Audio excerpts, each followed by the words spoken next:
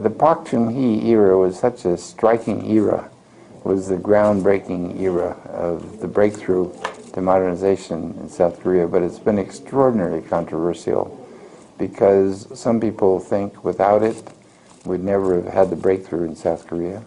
Others felt it was unusually dictatorial and harsh and critical. And so the opinion has been so divided, it's hard to get an accurate understanding of the period.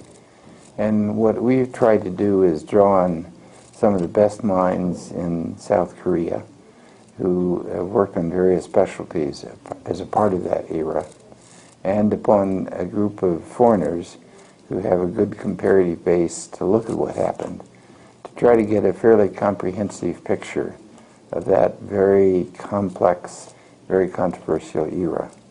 And it's taken us a long time, but I think that all the workers who've written parts have done a very excellent job in trying to get as accurate and a comprehensive picture.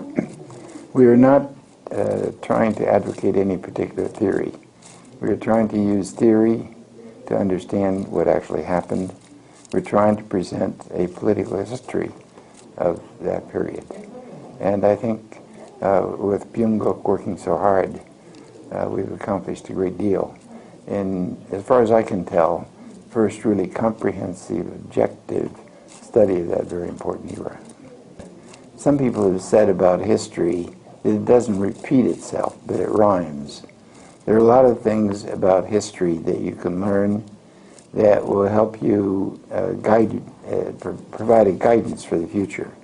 And we want to avoid a lot of the errors of the past. We want to learn from those so that we can do things better in the future. And I think the role of academics, in my view, is to try to help the public understand so that the leaders can make the best possible decisions on the basis of that history. And I think not to understand history is to condemn yourself to some very serious errors that can be much worse. And I think by understanding history and seeing the complexities, seeing the different relationship between different parts, put it in the context, is really the responsibility of our academics. And we hope that future leaders and even just public citizens will be able to use this book to have a better understanding of how Korea developed. In a democracy, I think it's very important not only for the people at the top positions to understand, but for the public. And the role of intellectuals who read this book, I think, is to try to grasp the key points so they can explain it to a broader public, so that we have public support and public understanding and leadership that can choose the correct directions based on a fuller understanding of the past.